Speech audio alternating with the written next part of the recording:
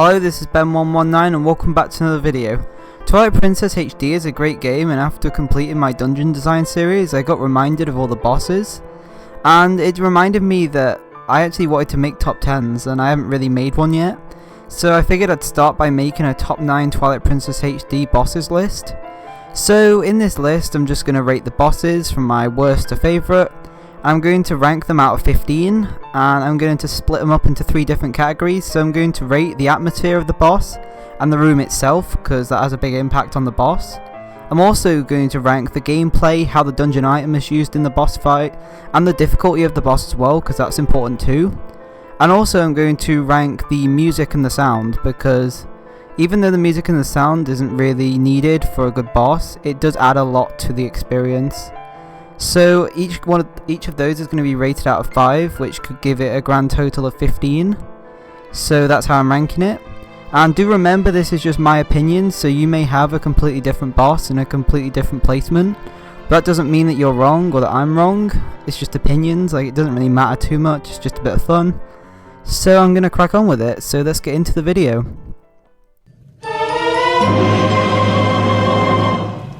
Okay, so starting off this list at number 9 is the only boss in this whole game that I dislike, and that boss is Morpheal. Now Morpheal is basically a copy of Morpher from Ocarina of Time, but with more features. And I do appreciate that they tried to bring back the same kind of boss but add more to it and make it a better boss, but I just don't think it worked very well, and the whole fight is a bit weird and it doesn't play very well in my opinion. So basically what you have to do is you drop down into this big room and you basically have to claw shot this ball. There's like this weird ball that's inside of the tentacles, and you have to claw shot it out, and then you have to attack it with your sword, and it can switch between tentacles, and once you hit it enough times the main boss swims out of where he is and he swims around the room, and basically you have to claw shot onto its eye and then attack it. The whole boss is... it should be a fun boss, like it sounds like a good boss based on what I've just said, but the way it plays is really slow, and the water controls in this game aren't really good, to be honest, and it's really easy to get grabbed and it's really slow to hit the boss. And I guess it's a good idea for a boss, but at the same time it's already been done before, and I don't know, I'm just not a fan of this boss. I know some people may like this boss, but I just really don't like this boss for some reason. So the ratings, I'm going to give the atmosphere of the boss room a 2 out of 5, only because I don't particularly like the way they have a massive room but they don't use it very well. That they've got all of this space that they could use for stuff, and I guess they use it for the swimming, but I feel like they could have done way more with a room this size, and it's just a little bit disappointing with the whole atmosphere of the Lake Bed Temple being so good and the boss not being very good. So the gameplay and the difficulty. Now the difficulty, I would say on the first phase is quite difficult, but the second phase is so bad that I will only give it a 2 out of 5. And the music. Now the music is the one redeeming factor, because the music is pretty good. I'll give the music a 3 out of 5. Now this same music is used in the City in the Sky fight, but it's like a slightly different remixed version. And I think it fits that fight better, but I think the music goes okay with this fight. So overall, I'm giving this boss fight a total score of 7 out of 15. Which I guess is okay for the first boss on the list. 7 out of 15 isn't too bad, but at the same time this boss could have been so much more. So number 8 on the list is the boss Fyrus, and Fyrus is the boss of the Goron Mines, and he's an alright boss. So I'm just going to talk a bit about the boss. So basically you start off in this room and he's like a chained up Goron. He looks pretty cool, I guess. What you have to do is you have to shoot him in the eye. We have to shoot like the forehead above his eyes, and then you have to grab the chains behind him, put on your iron boots and knock him down, and then hit him with your sword, and you have to do that 3 times. Now it's a cool idea for a boss, I get it, but the one thing I don't like about this boss is it doesn't really use the atmosphere very well, and the boss is way too easy. I remember when I first played it when I was a lot younger, I could beat it without even taking damage. That's how easy it is. It appears to be a hard looking boss, but it's not that hard, to be honest. All you have to do is just shoot him in the head, pull him over, and just do that 3 times. And it becomes really boring and easy once you figure out what to do. So the atmosphere of the boss room, I will give it a 2 out of 5. Now that's not that bad, even though 2 is generally a bad score. I just think they could have done so much more with it. Like the mini boss of the Goron Mines was so amazing looking. It was like this big wrestling arena over a pit of lava, and it really stood out to me, but this boss isn't that memorable with the atmosphere. The gameplay, I will give it a 3 out of 5, only because you have to use the iron boots as well as your bow, so it does use 2 items that you get like quite close together in the game, and it uses them both quite well in the fight. And the music is okay, so I'll give the music a 3 out of 5. So overall, this boss gets a rating of 8 out of 15. Which is a little bit better than the last boss. I do like this boss much more, I just find it too easy and I just think it's a little bit underwhelming for a boss. So let's move on.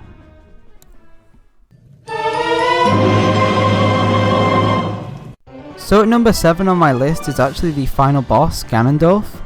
And it's actually quite surprising how he ended up at number 7 on the list, because I did expect when I was making this list for him to end up near the top. But it's actually really weird, so I'm actually going to talk a bit about this fight now. So there's 4 main parts to this fight. There's the fight with Puppet Zelda. We have to hit lightning bolts back at her. I think it's pretty cool, it's a bit like Ocarina of Time. And the thing I don't really like about that part is having to wait in between, because there is like a lot of things she does you have to dodge and it's really underwhelming. The Ganon fight I guess is pretty cool with Wolf Link, and I like I have to wrestle Ganon like a goat from the goats earlier in the game. I think that's pretty cool. I like how you can fight as Link as well, it gives it more variety. The horseback chase sequence is pretty cool. I do think it's really annoying to control, and I don't like how Zelda always misses light arrows. Maybe it's just me playing bad, but I always end up falling off Epona or getting knocked off. And I'm not particularly a massive fan of horseback combat. I would have preferred to have a 1v1 on the Bridge of Eldin, like with King Bulblin. That would have been cooler to me. And the final fight with Ganondorf, the sword fight with him, I do think it's really cool, and I remember as a kid I used to love that fight and I used to find it really cool. But after redoing it, I don't know why, but I just can't enjoy it the same way, because you can either make the fight really easy by hitting him really fast and doing the same moves over and over, or you can make it really hard on yourself by barely even getting hits on him and just getting blocked all the time. And it just seems that you can either make the fight too easy or too hard for yourself, and I don't really like the difficulty in the whole thing. So I'm just going to go over the rankings now for what I think. So the atmosphere of the boss, I will give the atmosphere a 3 out of 5. Because I do think the atmosphere is okay, it's not amazing, they could have done maybe better in places, but I will give it a 3 out of 5 because they did use Hyrule Field as well, and they used the castle, the main room in the castle pretty well.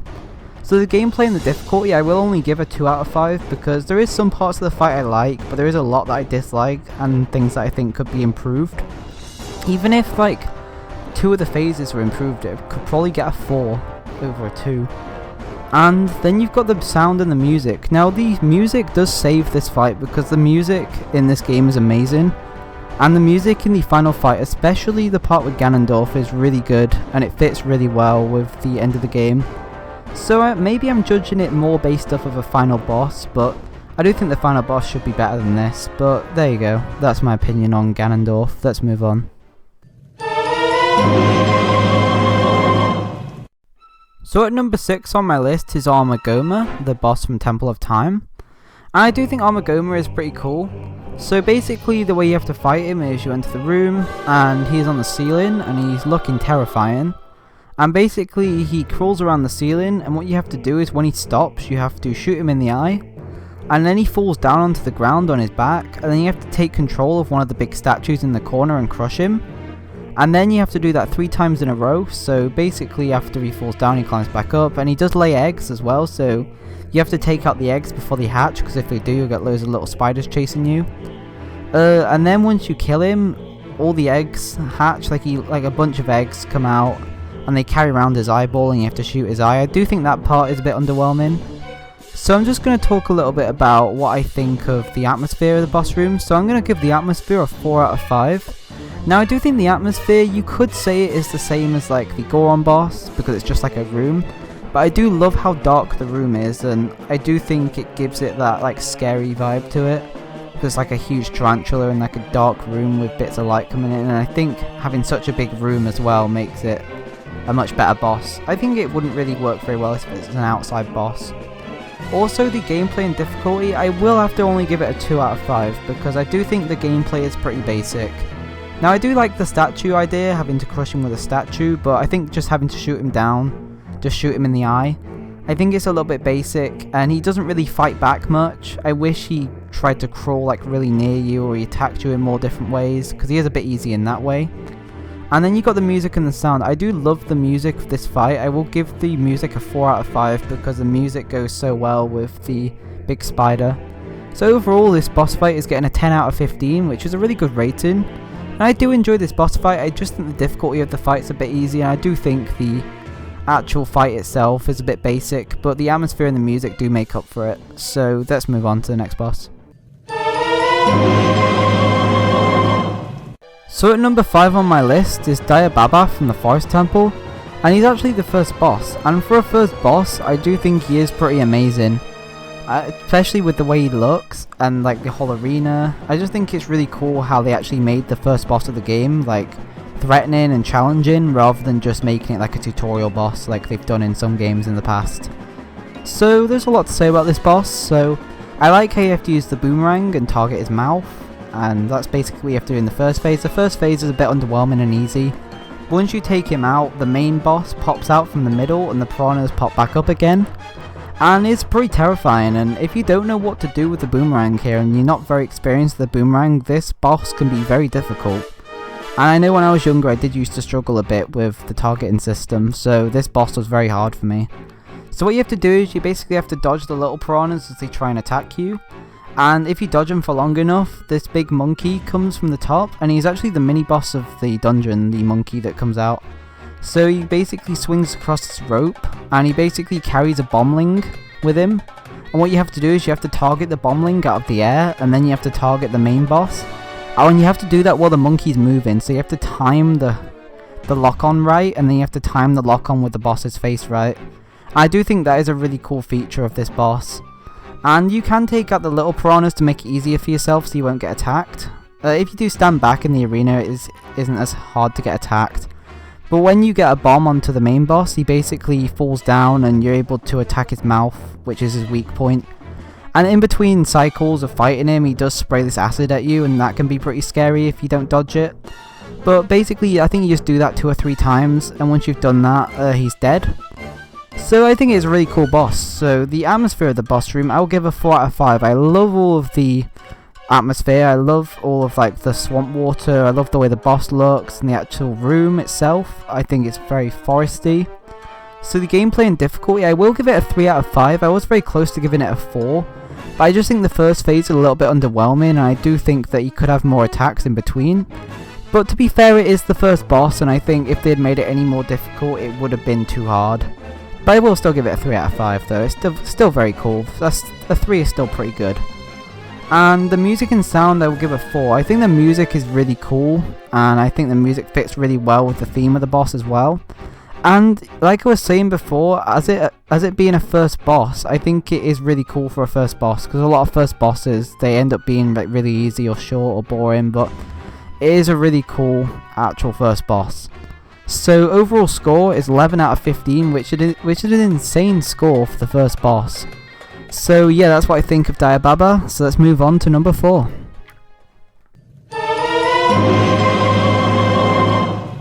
So at number 4 on my list is Shoutout from the Arbiter's Grounds. I do think Shoutout is a pretty cool boss, so let's talk about him. Well, obviously he's a cool boss, he's at number 4 on the list. So the first phase is pretty cool. I do think the first phase is a little bit weird, but it is unique, so I will give it that. So what you have to do is you have to use the spinner, and you have to basically attack his body with it. And these things get in the way, they're like these like zombie kind of things, like these zombie knights. And it's a bit like pinball really, just spinning around them. It does get a bit annoying when you can't get any hits on him.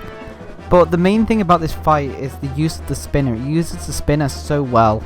And if it wasn't for the spinner, this fight wouldn't be what it was. Like, I don't really know what this fight would be if it wasn't for the spinner. It'd be a completely different type of fight. So once you take him out 3 times, he falls down and you have to move the platform up. And it creates this massive platform, and the spinner tracks all over it, and it's basically like a massive roller coaster. And you basically have to go up this massive spinner track, and you have to keep switching between tracks, and you have to keep knocking him out of the sky. And then you have to keep hitting him with your sword, and you have to keep going up. And each time you go up, they add more and more spikes to it, so it gets harder and harder each time. And I think it is pretty amazing when you play it for the first time, especially because at that point you're not really that familiar with the spinner and you've not used it much. So seeing the spinner used in that way is pretty amazing. So the atmosphere of the boss, I will give the atmosphere a 3 out of 5. The atmosphere is good, but I wouldn't say it's anything like amazing, because it is just a room at the end of the day. I do like the use of sand though in the first part of the fight. It's pretty cool how they use sand in a desert area. And then you've got the gameplay and difficulty. So the gameplay I would give a 5, but the difficulty I'd give it a 3. So I'll give it a 4 out of 5. Plus the first phase is really strange in my opinion. But if it was just based on the second phase, it'd be a solid 5 because of how fun it is and how well it uses a spinner. And then you've got the music and sound. Now the music in the first phase is okay. I'd give the music a 3. But then the music in the second phase I would give a 5. So I'm going to give it a 4. So I'm kind of just lowering the scores a little bit to account for the first phase, but I do think that this whole fight is amazing. Overall, this fight gets a score of 11 out of 15, which is a pretty amazing score. It does tie with Diababa, but at the same time I do think this fight is better than Diababa and it is more memorable. It just happens that they have the same scores. So yeah, very very solid fight, very fun, and I'm very happy to put this at 4th on my list. So let's see what number 3, 2 and 1 are. So at number 3 on my list is Blitzetta from Snow Peak Ruins, and this boss is absolutely insane. At one point I actually planned to put this boss at number 1, but a few things got changed when I was planning this video, and it ended up at number 3, but number 3 is still a very very solid position, so let's see why it's at number 3. So when you start off with this boss, basically you've been helping Yetta throughout the whole dungeon, and you enter the boss room together and she basically turns into the boss right in front of you, which makes it so much more memorable. And the whole arena completely changes to this ice palace, and you end up having to use your ball and chain on her, and you have to keep whacking it across the room over and over. And the whole ice physics of this boss make it more memorable as well, because having to run around on regular ground is pretty easy, but having to run around on ice physics is really weird, and it kind of changes your angles when you're trying to escape from things. Now what you have to do is just keep hitting it like I was saying, and you have to avoid the enemies, but on the second phase they start dropping spikes on you, so you have to avoid all the spikes and you have to look into the ice to see where the spikes are going to drop. So I think that's a really cool use of using ice. I think I've not really seen that used anywhere else in this game, or I can't really think of any other major examples in other Zelda games other than like Wind Waker. So what you have to do is you have to avoid them all, and then once they all fall down you have to take out as many as you can, and however many you take out it creates a bigger gap for you to attack the boss, because the bigger the gap is the easier you're able to attack the boss, because if there's no gap at all you're going to get hit by the boss. And basically you just have to do that 3 times and then the boss will die. So the atmosphere of the boss room I'm going to give a solid 4 out of 5. Now it just doesn't quite get a 5, there's nothing wrong with it whatsoever, it's just a 5 would have to be something incredible. And it's just not quite at a 5, but it's still amazing. I love all the ice and I love the way the room changes and the old ice physics. The actual gameplay and difficulty, now I do love the use of the ball and chain, it does use the ball and chain quite well. But I will only give it a 3 out of 5 because I do think it does get repetitive after doing it like 3 times, you have to do it 3 times. And the first phase is a bit short and easy, and I think a third phase would have been even better for this fight. However, the music and the sound is getting a solid 5, because the music in this fight is probably my favourite music in the whole game. Like, the music is done so well, and it fits it so well, and it's so dramatic, and it adds so much to the fight, and it wouldn't be the same kind of fight without the music. So overall, this boss fight is getting a 12 out of 15, which is an extremely solid ranking. 12 out of 15 is really amazing. And yeah, that's all I've got to say about this fight. It's an amazing fight, and it's very, very memorable for the start of the fight as well. So yeah, that's boss fight number 3 on the list. Let's see what number 2 and 1 are.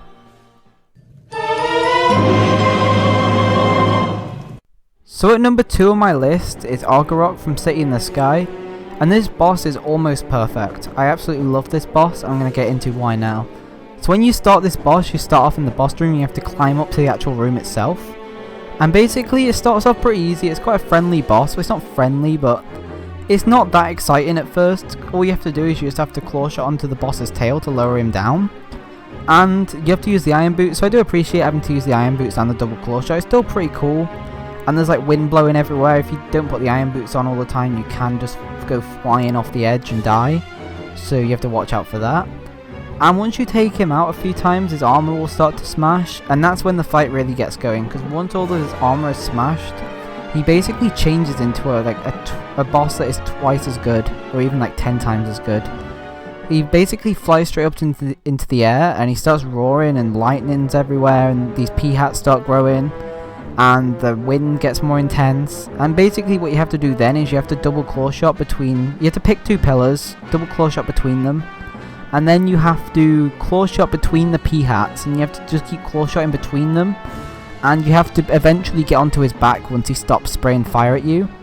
And then you have to attack him, and you have to do that 3 times. Now this fight is really fun, and it uses double claw shot in the best way possible in my opinion. And you can use the iron boots as well to lower the pea-hats if you need to, which can be good because you can dodge fire by doing that. And you can double claw shot both ways around. You can go clockwise and anti-clockwise. So the atmosphere of this boss gets a 5 just because the lightning is so great. I love how it's at the very top of the city in the sky. I love all of the weather. I love the fire. It's just absolutely perfect for this fight.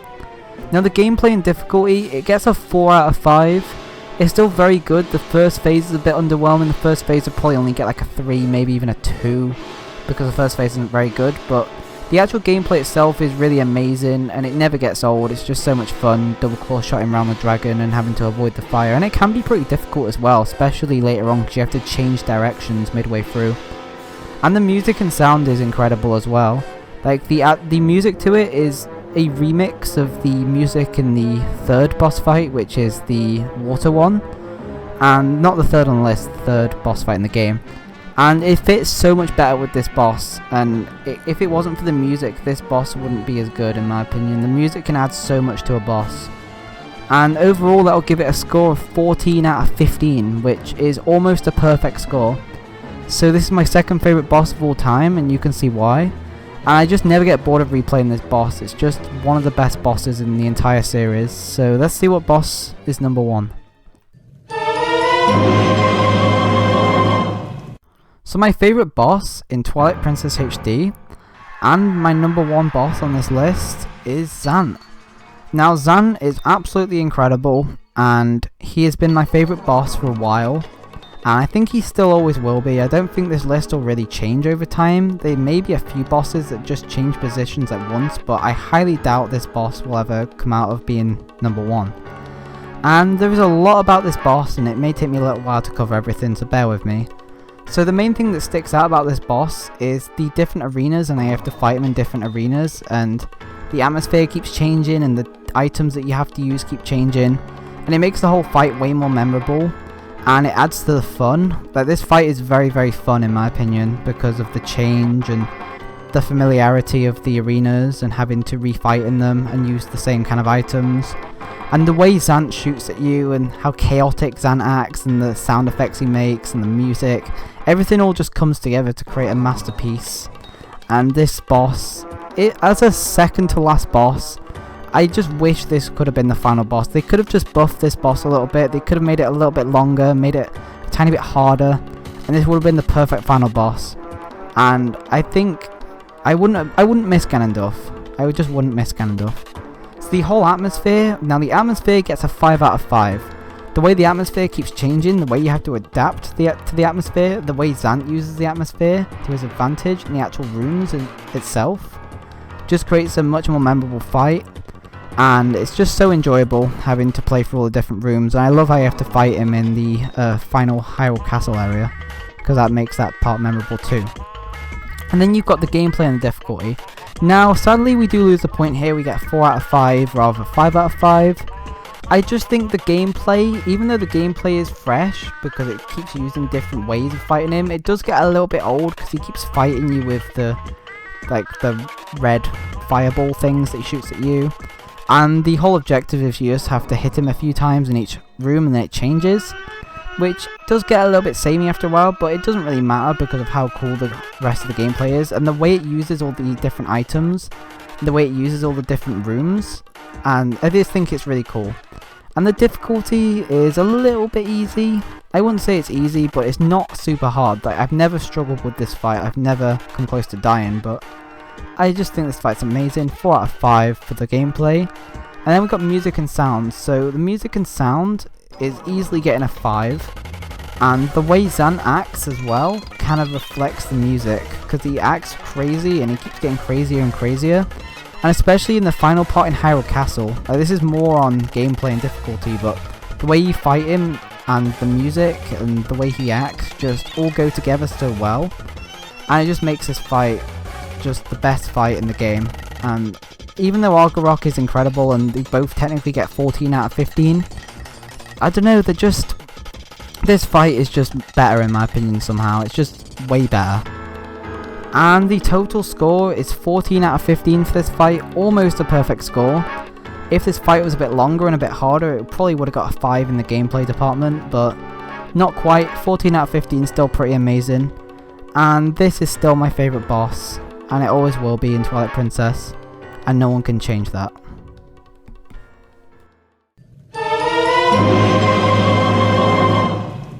Alright, so we're at the end of the video now. So right here I've just got the scores displayed on screen. So you can see the order if you've forgotten the order, and you can see how many points they got in each category if that interests you. So there you go. I really enjoyed making this video. It was my first ever top 9 video. I really enjoyed making it and editing it as well. It was fun. And I hope to do more of these in the future. Not really of Twilight Princess, but maybe of other games. Maybe Mario 64 stuff. I can maybe do other Zelda things like dungeons. I think that'd be really fun to do. I want to take on more projects like this because they make better end videos and they're fun to work on as well. And it's something you can look back on as well, and your opinions may change, but I know for this one my opinions won't really change on it. But if you enjoyed this video, please like the video and subscribe if you're new around here. I hope you enjoyed it, and do remember, it is just my opinion. If you do disagree, don't be angry just because I put a certain boss in a different place to where you put it. That's completely fine, and I respect other people, even if other people put Zant at like number 9 rather than number 1. I'm not going to hate you for that, it's just opinions. Like, I think the main thing is we're all playing Twilight Princess, we all love talking about Twilight Princess, so I think that's the main thing, and we should just appreciate that, rather than argue that a certain boss is better than a different boss. Oh well. So there you go, that's my list, and I'm going to end the video now. So, there you go. Goodbye.